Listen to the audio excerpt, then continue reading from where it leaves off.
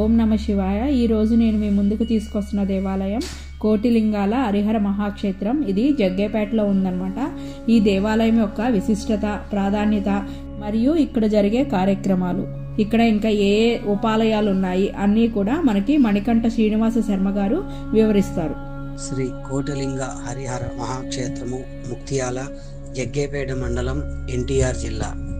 ఇక్కడ మనకి స్వామివారు విశేషంగా మొత్తం 5 అవతారాలతో దర్శనమిస్తారు. 1 సద్యోజాత, వామదేవ, అఘోర, తత్పురుష అవతారమూర్తులు.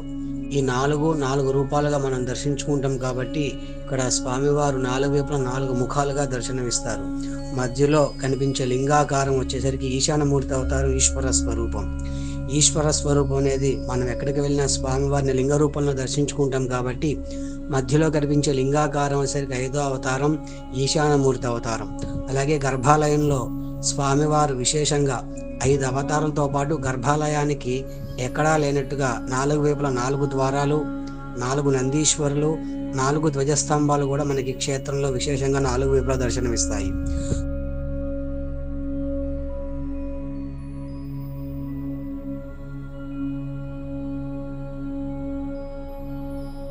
మనకి క్షేత్రంలో పార్వతీ స్వరూపంగా కామాక్షి అమ్మవారు, అలాగే విజయ గణపతి స్వామి వారు కూడా దర్శనమిస్తారు. అలాగే చుట్టుపక్కల చూసినట్లయితే మనకి చిన్న ఉపాలయాలు కనిపిస్తూ ఉంటాయి. ఆ ఉపాలయాలు మొత్తం 108 ఉపాలయాలు. లోపల పక్క లైన్ 32 స్వామి యొక్క పరివారాలు, అలాగే 18 శివుని యొక్క అవతార మూర్తులు, 12 జ్యోతిర్లింగాలు, 6 రకాల గణపతులు, 6 రకాల సుబ్రహ్మణ్యేశ్వర స్వాములు, 26 రకాల అమ్మవార్ల మూర్తులు దర్శనమిస్తాయి.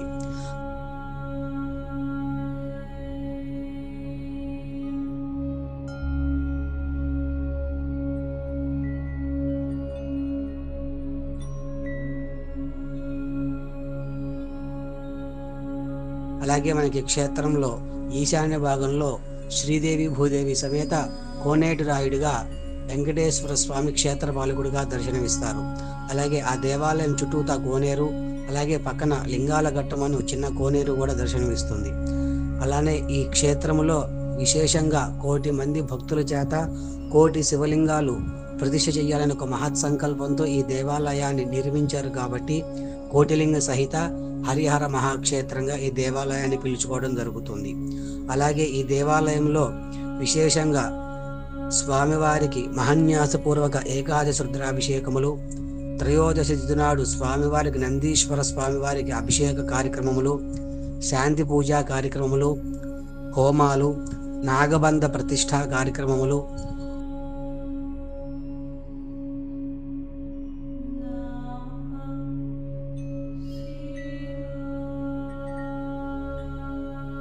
విశేష పూజా కార్యక్రమములు, అన్నదానము, అన్నాభిషేకము, స్వామివారికి శాంతి కళ్యాణ కార్యక్రమాలు జరుగుతూ ఉంటాయి. ప్రతిరోజు ఉదయం 7 గంటల నుండి 11:30 గంటల వరకు లింగ ప్రతిష్ఠా కార్యక్రమాలు జరుగుతూ ఉంటాయి. లింగ ప్రతిష్ఠా కార్యక్రమము చిన్నపిల్లల దగ్గర నుండి పెద్దవాళ్ళ వరకు ప్రతి ఒక్కరూ విరివిడిగా కుటుంబ సభ్యులతో శివలింగ ప్రతిష్ఠా కార్యక్రమం చేసుకునే అవకాశం. కావున 50 మంది భక్తులు దేవాలయానికి విచ్చేసి స్వామివారిని దర్శించుకొని స్వామివారి కృపకు పాత్రలు కాగలని కోరుచున్నాము. ఓం నమ శివాయ.